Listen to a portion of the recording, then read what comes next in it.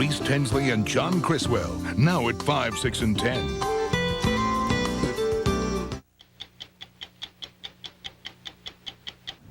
The collapse of communism, the breakup of the Soviet Union, has brought independence and a measure of freedom to more than a dozen new states. The most powerful is Ukraine, a nation of 52 million people, the world's third largest nuclear power, and now free after 300 years of outside rule. But Ukraine is hardly a unified entity. The south, Crimea, wants independence. The eastern part feels the pull to Russia. And the west, where we go tonight, is on a binge of ethnic nationalism. Ukraine for Ukrainians can have a frightening ring to those not ethnically correct, especially in a nation that barely acknowledges its part in Hitler's final solution. In the Flower Garden Square in the city of Lvov, just about every day of the week, the sounds of freedom can be heard. Men and women giving voice to their particular view of how the new independent Ukraine should be governed. They disagree about plenty, but do have two things in common. Their old enemy, Russian communism. A Russian shot my brother. And their old enemy, the Jews. We Ukrainians do not have to rely on America and kikes. Yakov Bleik left the United States 5 years ago to take over as chief rabbi for the Ukraine. There is obviously a lot of hatred in these people that are expounding these things and saying, you know, obviously if someone, you know, screams, let's drown the Russians in Jewish blood, there isn't much love lost there. The Jews of Lvov have reason to be concerned. These are the kinds of scenes they've been seeing lately. Ukrainian ultra-nationalist parties asserting themselves now that Soviet communism is gone. Their chants and banners mimic another more fearsome time. The place they're marching in was once called Adolf Hitler Square. The same square greeted Hitler's troops 50 years ago as liberators. Thousands of Ukrainians joined the SS and marched off to fight for Nazism. In the process, they helped round up Lvov's Jews, helped march more than 140,000 of them to extinction. Virtually every Jew in Lvov. Among those who watched in horror was a young man who was to become the world's #1 Nazi hunter, Simon Wiesenthal. Now living in Vienna, he remembers that even before the Germans arrived, Ukrainian police went on a 3-day killing spree. And in these 3 days, in Lvov alone, between 5,000 and 6,000 Jews was killed.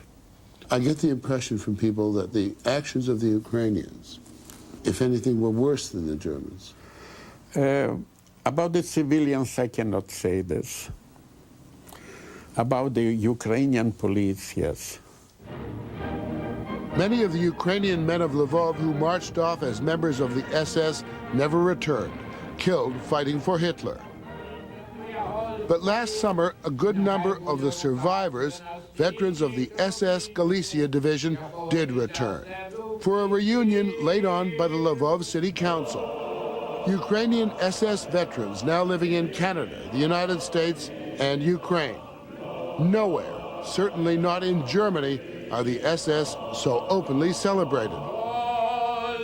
And for this reunion, Cardinal Lubachinsky, head of the Ukrainian Catholic Church, gave his blessing, just as a predecessor did to the SS more than 50 years ago.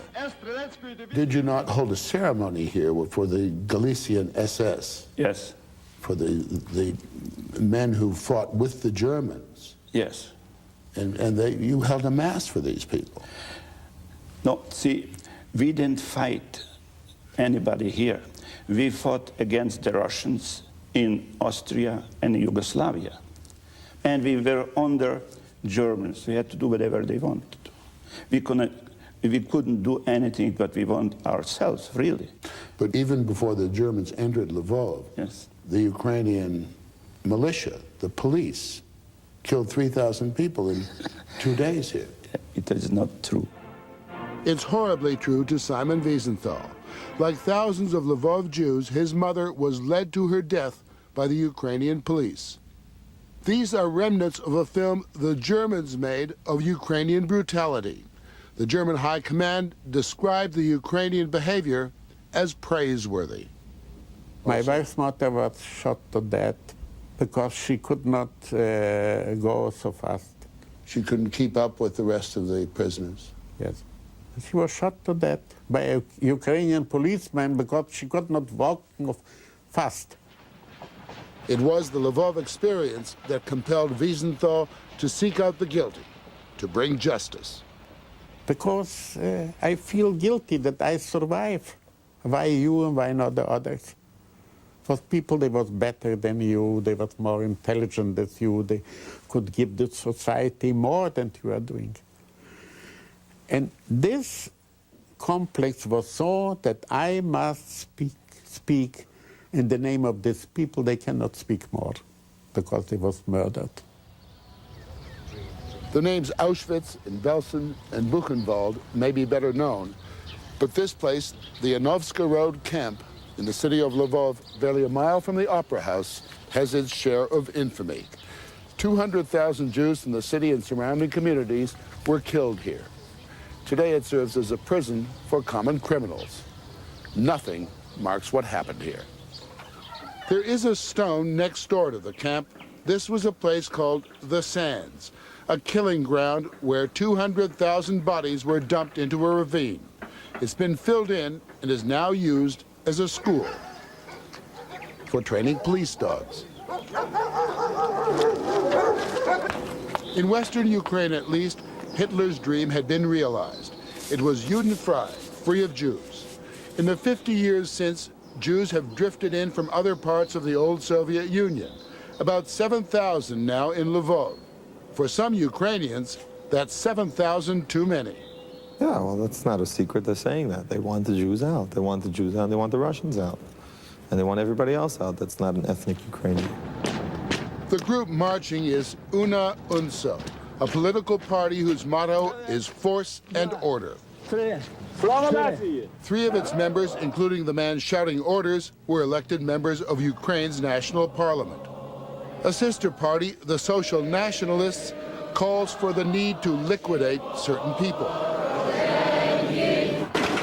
Most of the parties have their own newspapers. The most popular and the only daily is called For a Free Ukraine. It blames the Jews for Ukraine's current economic condition. The editor-in-chief says his paper is not anti-Semitic, but he also says,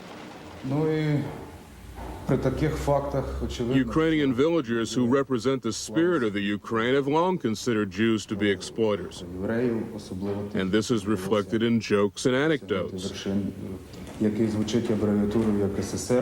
In terms of the Soviet Union, which is abbreviated SSSR, that stands for 3 kikes and 1 Russian. It's an article that came out just 2 weeks ago where they tried to prove that Lenin was really Jewish and his real name was really Chaim Goldman. But there was an article by Sherbatyuk calling for mass murder and extermination of all Jews or Russians who don't leave the country by a certain time. People here have been trained to believe the press. So they'll believe that Lenin was Jewish, and they'll believe that anything else that they're told because they read it and they saw it in print. So they are frightening. the message is clear to Lvov's Jews. They're leaving as quickly as they can get exit permits. There have been incidents. Rabbi Blake's apartment was firebombed. There have been a number of physical attacks in a small town. 2 elderly Jews were attacked at knife point and stabbed because they are Jews and because of the myth that all Jews must have money hidden in their homes. The same thing was in Western Ukraine, the Carpathian region. These are very, very frightening facts because it's, again, that stereotype that we mentioned before. When that leads someone to really to stab an older couple and leave them helpless and, they left them for dead, that means that we have serious problems. As troubling to Jews as nasty incidents and verbal abuse, are the heroes and symbols chosen by this new nation. Street names have been changed. There is now a Petlura Street. To Ukrainians, Simon Petlura was a great general. But to Jews, he's the man who slaughtered 60,000 Jews in 1919. Roman Shukeyevich is also memorialized. He was deputy commander of SS Division Nightingale. And then there's Stefan Bandera. To Ukrainians, Bandera is the father of the modern state. Peace Street in Lvov has been renamed Bandera Street. He's considered a great patriot, even though the Jews remember him as the leader of a notorious army of murderers. Now, when someone puts up as his hero someone who we consider a murderer, and you respect him, even though we understand you're not respecting him because he was a murderer, however, that does send shivers down, down your spine. The Western Ukraine is fertile ground for hatred. Independence only underlined its backwardness. Uneducated peasants, deeply superstitious, in possession of this bizarre anomaly. Nuclear weapons capable of mass destruction thousands of miles away. The Soviet legacy. Western Ukraine also has a long, dark history of blaming its poverty, its troubles, on others. Kikes have better chances here than even the original population. They're Ukrainians. Yes. This newspaper considers the government's chief task should be the well-being of the Ukrainian population first and foremost. The Cardinal's deputy, Monsignor Dochko, denies traditional anti-Semitism in Ukraine, but in his next breath, he tries to explain it. The Jews in our history predominantly identified themselves with the ruling class. For example, in the city of Lviv itself, before 1939, 1/3 of the population was Jewish, and practically the entire businesses were in their hands. And in the eyes of the peasants, to some extent, the Jew was looked upon as an exploiter of this population. Nevertheless, Ukraine as a political force never had the means or the strength, if I could put it brutally, to combat or even to persecute the Jews. What happened during World War II is a sad history, and there were also Ukrainians who were guards or perhaps or persecuted the Jews, but identifying the Ukrainians as a strictly anti-Semitic society is an injustice. The church and government of Ukraine have tried to ease people's fears, suggesting that things are not as serious as they might appear.